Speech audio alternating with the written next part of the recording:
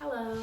So with COVID and quarantine, we've all been getting a little bit more creative with our cooking, with our home decor. So if you're looking for a way to dabble in art a little bit and play around with painting and express your creative side this way, I'm going to show you how to how to properly blend and paint a sky. I've painted a few things over the past month.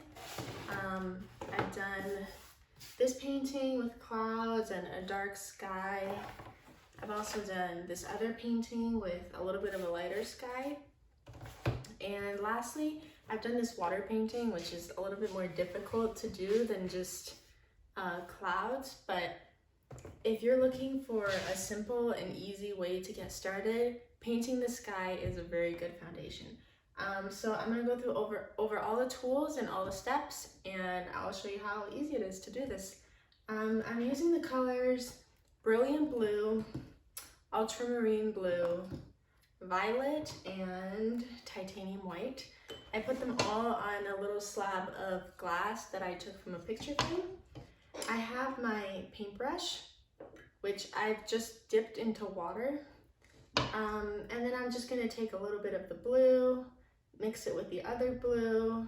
You just eyeball it, and just a little bit of white. I mix that all up, and then I have my borders taped up a little bit on this paper. You don't have to, I just like that it looks a little bit more clean. So I just start off by, it'll look a little bit messier at first, but the more you go back and forth with the paintbrush, the more smooth it'll start to look. And now as you see you're running out of paint, you're just gonna grab more of that white and then just keep going. So you just keep adding white as you go further down the page.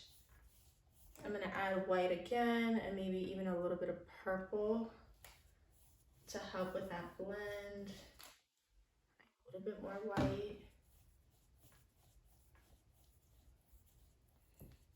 And I just keep going, and then I work my way back up with my paintbrush, just up and down until it looks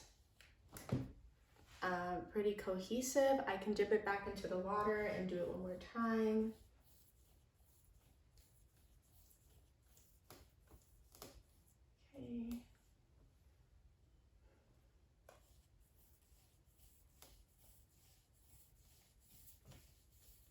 Okay. Okay. So that's kind of the first layer. You can go darker or lighter, but the key is always to start with a little bit of color and a lot of white, and then keep going darker, because it's easier to go darker than it is to go lighter. So I'm gonna actually go a little bit darker at the top of this painting and add a darker blue. The difference between painting on paper is that sometimes it can wrinkle a little bit because of the paint, so I typically prefer canvases, but paper is a good and easy way to practice if you don't want to use and commit to a whole canvas. So I just keep on adding white. And if you ever mess up, you can just throw more color on top and keep blending. Painting is supposed to be fun. So if you don't like it, just rip out the page and start again. So this is kind of a quick representation of how I blended from dark to medium to light.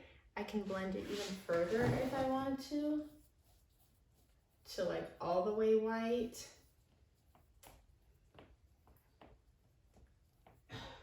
There you go.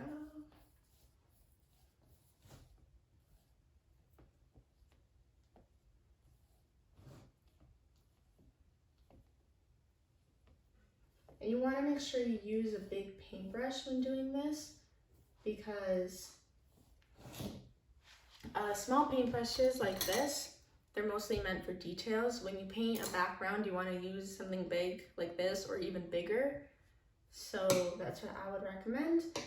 This is kind of a picture of my sky. Now, if I were to continue this all the way through, it would be like a bigger composition, and I can add clouds on top or flowers or even quotes. But I highly recommend painting. It's cheap. You can get it from Michael's for a really good price, and it's really fun, and it helps you with brain development and creativity. And yeah, it's a cool way to impress family and friends, and hopefully impress yourself too.